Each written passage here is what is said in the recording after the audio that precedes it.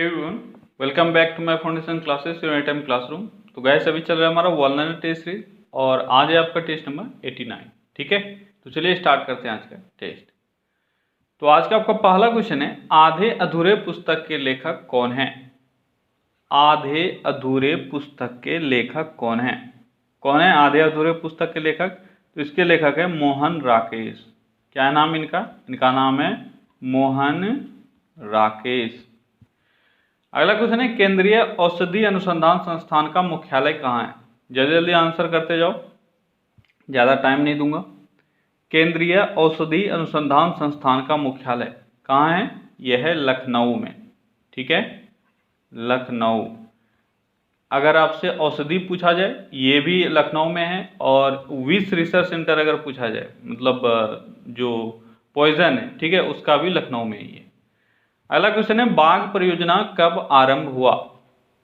बाघ परियोजना कब आरंभ हुआ था? बाघ परियोजना कब आरंभ हुआ था? तो बाघ परियोजना की शुरुआत कब हुई थी?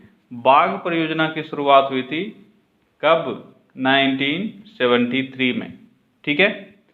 अगला क्वेश्चन है, भारत सरकार द्वारा राजीव गांधी खेल रत्न, ठीक है, खेल रत्न पुरस्कार कब शुरू किया गया? भारत सरकार के द्वारा राजीव गांधी खेल रत्न पुरस्कार कब शुरू किया गया? तो राजीव गांधी खेल रत्न पुरस्कार 1991-92 में शुरू किया गया था। 1991-92 में यह पुरस्कार शुरू किया गया था। अगला क्वेश्चन है, काली आंधी पुस्तक के लेखक कौन है? काली आंधी, तो काली आंधी पुस्तक के लेखक हैं कमलेश्वर। क्या नाम इनका? इनका नाम है कमलेश्वर। ठीक है। अगला क्वेश्चन है, पंडित राम नारायण किस वाद्य यंत्र को बजाते थे? पंडित राम नारायण किस वाद्य यंत्र को बजाते थे? तो पंडित राम नारायण जो हैं यह सारंगी वादक थे। क्या बजाते थे? सारंगी। अगला क्वेश्चन है, चिकित्सा के क्षेत्र में डॉक्टर हरगोविंद खुराना को किस वर्ष नोबेल पुरस्कार प्रदान किया गया? हरगोविंद खुराना को आप जानते हो, इनको चिकित्सा के क्षेत्र में नोबेल पुरस्कार मिला। आपको बताना है किस वर्ष इनको मिला था। तो ये मिला था 1968 में। अगला क्वेश्चन है, फ्रांस के गांधी के रूप में कौन जाने जाते हैं? फ्रांस के गांधी के रूप में कौन जाने जाते हैं? तो क्या नाम है फ्रांस के गांधी का? ये हैं पियरे पेरोडी। क्या नाम है इनका? इनका नाम है पियरे पेरोडी। ठीक है, पियरे पेरोडी। इनको फ्रांस के गांधी के नाम से जाना जाता है। अगला क्वेश्चन है, फॉकलैंड का युद्ध कब हुआ? फॉकलैंड का युद्ध कब हुआ था? तो फॉकलैंड का युद्ध 1982 में हुआ था। अगला क्वेश्चन है, फॉकलैंड का युद्ध किन दो देशों के बीच हुआ था? तो फॉकलैंड का युद्ध 1982 में हुआ, लेकिन आपको बताना है किन दो देशों के बीच हुआ था। तो फॉकलैंड का युद्ध 1982 में अर्जेंटीना और ब्रिटेन के बीच में हुआ था। किसके बीच में? ये हुआ था अर्जेंटीना। ठीक है, और दूसरा देश कौन सा था? दूसरा देश था ब्रिटेन। ठीक है, दूसरा देश था ब्रिटेन। क्लियर है? चलिए बढ़ते हैं अगला क्वेश्चन की तरफ। अगले क्वेश्चन की तरफ अगला क्वेश्चन क्या है, फॉकलैंड के युद्ध में कौन विजयी रहा? तो अभी आपने देखा अर्जेंटीना और ब्रिटेन के बीच में फॉकलैंड का युद्ध हुआ था, और इसमें जीता कौन? इसमें जीता था ब्रिटेन। ठीक है। अगला क्वेश्चन है, वैध समाज का स्थापना 1871 में किसने किया था? अब देखो, वैध समाज का अगर बात किया जाए ना, तो वैध समाज की स्थापना 1864 में की गई थी, लेकिन यहाँ पे आपसे क्वेश्चन में ही पूछ लिया गया है 1871 में किसने किया था। तो कुछ आपको इसमें अलग से समझना पड़ेगा। 1871 का आंसर क्या होगा, 1864 का आंसर क्या होगा। पहले आंसर कर लेते हैं हम लोग। तो 1871 में वैध समाज की स्थापना श्री धरालू नायडू के द्वारा किया गया था। किसके द्वारा? श्री धरालू नायडू। ठीक है, इन्होंने इसकी स्थापना 1871 में की थी। वहीं पे अगर आपसे पूछा जाए वैध समाज का स्थापना 1864 ईस्वी में किसने किया था? तो किसने किया था? ये क्या था? केशव चंद्र सेन ने। किसने? केशव चंद्र सेन। अब दोनों में डिफरेंस क्या है समझ लो। देखो वैश्य समाज की स्थापना कब हुई, अगर ये आपसे पूछा जाए तो 1864 ही आपका आंसर होगा। और इसके संस्थापक कौन है? केशव चंद्र सेन और श्रीधरालु नायडू। ठीक है, कौन है इसके संस्थापक? केशव चंद्र सेन और श्रीधरालु नायडू। लेकिन अब दोनों का ईयर अलग अलग इसलिए है क्योंकि देखो जब 1864 में इन्होंने स्थापना की केशव चंद्र सेन ने, तो उस वक्त श्रीधरालु नायडू आए थे, उसके बाद मिलने आए थे। और जब ये फिर साउथ इंडिया में गए तो वहाँ पे इन्होंने अपना अलग से एक 1871 में थोड़ा सा इसको मॉडिफाई करके अलग से वैश्य समाज की स्थापना की। और इन्होंने इसको दक्षिण का ब्रह्म समाज भी कहा था।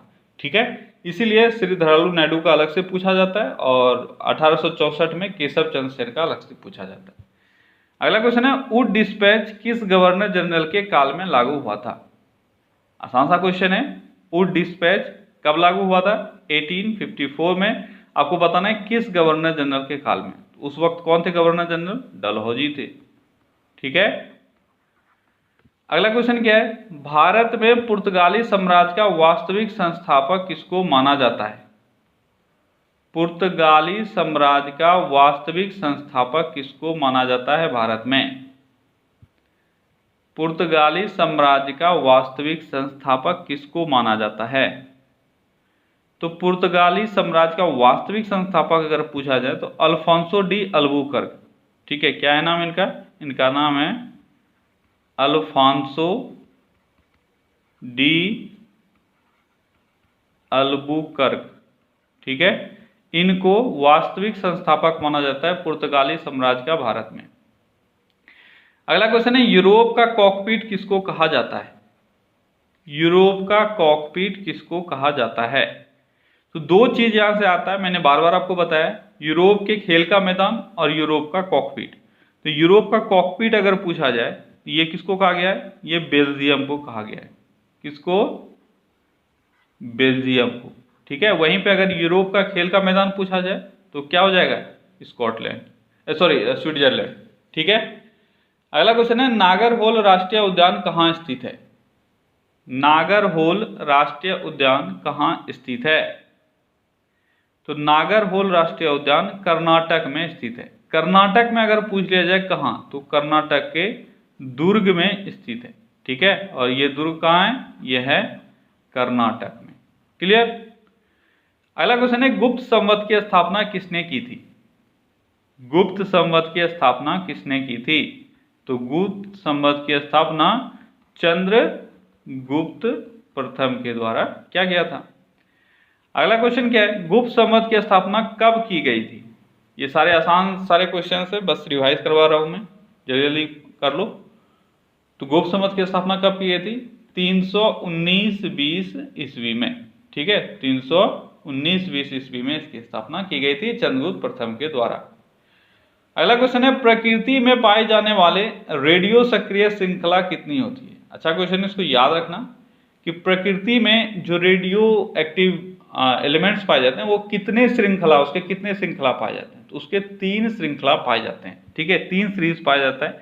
थोरियम सीरीज है, ठीक है, उसके बाद थोरियम के बाद यूरेनियम सीरीज है, ठीक है, उसके बाद एक्टीनियम सीरीज है। तो ये 3 सीरीज है जो प्रकृति में पाया जाता है रेडियो एक्टिव एलिमेंट्स का। अगला क्वेश्चन है, एशिया विकास बैंक या एशियाई विकास बैंक का मुख्यालय कहाँ है? ये तो सभी जान रहे होंगे, एशियाई विकास बैंक का मुख्यालय है मनीला। कहाँ है? मनीला है एशियाई विकास बैंक का मुख्यालय।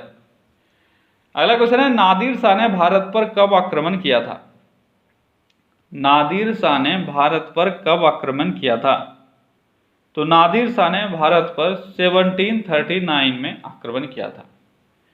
अगला क्वेश्चन है, संघीय मंत्रिपरिषद के विरुद्ध अविश्वास प्रस्ताव कहां लाया जा सकता है? संघीय मंत्रिपरिषद के विरुद्ध अविश्वास प्रस्ताव कहां लाया जा सकता है? लोकसभा, राज्यसभा या दोनों? जल्दी बताओ, कहां लाया जा सकता है? तो यह केवल लोकसभा में लाया जा सकता है। ठीक है, ये आप याद रखना, नहीं तो एग्जाम में कंफ्यूज जाओगे।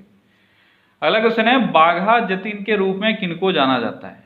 बाघा जतीन ये उपनाम है, टाइटल है, इस नाम से किनको जाना जाता है ये आपको बताना है। किनको जाना जाता है? तो जतीन्द्र नाथ मुखर्जी को, किनको? जतीन्द्र नाथ मुखर्जी, ठीक है, जतीन्द्र नाथ मुखर्जी को बाघा जतीन के उपनाम से जाना जाता है। अगला क्वेश्चन है, भारत का सबसे लंबा समुद्री पुल कौन सा है? भारत का सबसे लंबा समुद्री पुल कौन सा है? यह है बांद्रा वर्ली सी लिंक। क्या है? बांद्रा वर्ली सी लिंक, ठीक है। ये जो है यह भारत का सबसे लंबा समुद्री पुल है। ध्यान देना है, समुद्री पुल पूछा जा रहा है, ठीक है। अगला क्वेश्चन है, भारत का सबसे लंबा समुद्री पुल कब खोला गया था? तो ये कब खोला गया था? ये 2010 में खोला गया था। क्लियर? अगला क्वेश्चन क्या है? अगला क्वेश्चन है, भारत छोड़ो आंदोलन के समय कांग्रेस के अध्यक्ष कौन थे? भारत छोड़ो आंदोलन के समय कांग्रेस के अध्यक्ष कौन थे? तो भारत छोड़ो आंदोलन के समय कांग्रेस के अध्यक्ष थे मौलाना अबुल कलाम आजाद। क्या नाम था इनका? इनका नाम था मौलाना अबुल कलाम आजाद, ठीक है। अगला क्वेश्चन है, सीडेराइट किसका अयस्क है? सीडेराइट किसका अयस्क है? सीडेराइट किसका अयस्क है? तो सीडेराइट लोहा का यानी आयरन का अयस्क है। अगला क्वेश्चन है, रूस का राष्ट्रीय खेल क्या है? रूस का राष्ट्रीय खेल क्या है? तो रूस का राष्ट्रीय खेल है क्या? बॉन्डी। एक खेल होता है बॉन्डी, कैसा खेल होता है मुझे नहीं पता, तो ये रूस का राष्ट्रीय खेल है। अगला क्वेश्चन है, हजरत बल मस्जिद कहाँ अवस्थित है? हजरत बल मस्जिद कहाँ स्थित है? तो हजरत बल मस्जिद श्रीनगर में स्थित है। कहाँ? श्रीनगर, ठीक है। अगला क्वेश्चन है, फ्लैश बल्ब के तार का निर्माण किस चीज से होता है? फ्लैश बल्ब, जो कैमरा वगैरह में फ्लैश लगा होता है या इस तरह के जो भी फ्लैश हैं, तो फ्लैश बल्ब के तार का निर्माण किससे होता है? किससे होता है? ये मैग्नीशियम से होता है। अगला क्वेश्चन है, रेल बजट को सामान्य बजट से कब अलग किया गया था? रेल बजट को सामान्य बजट से कब अलग किया गया था? तो रेल बजट को सामान्य बजट से कब अलग किया गया था? ये 1924-25 में किया गया था, ठीक है। अगला क्वेश्चन क्या है, रेल बजट को सामान्य बजट में कब मर्ज कर दिया गया? तो ये मोदी सरकार के आने के बाद हुआ है, जल्दी बताओ। रेल बजट को सामान्य बजट में कब मर्ज किया गया? तो मर्ज किया गया था 2016 में, ठीक है। अगला क्वेश्चन है, मराठा राज्य की भूमि मापने की इकाई क्या थी? मराठा राज्य की भूमि मापने की इकाई क्या थी? तो मराठा राज्य में भूमि मापने की इकाई थी काठी। क्या थी? काठी। अगला क्वेश्चन है, विश्व जनसंख्या दिवस कब मनाया जाता है?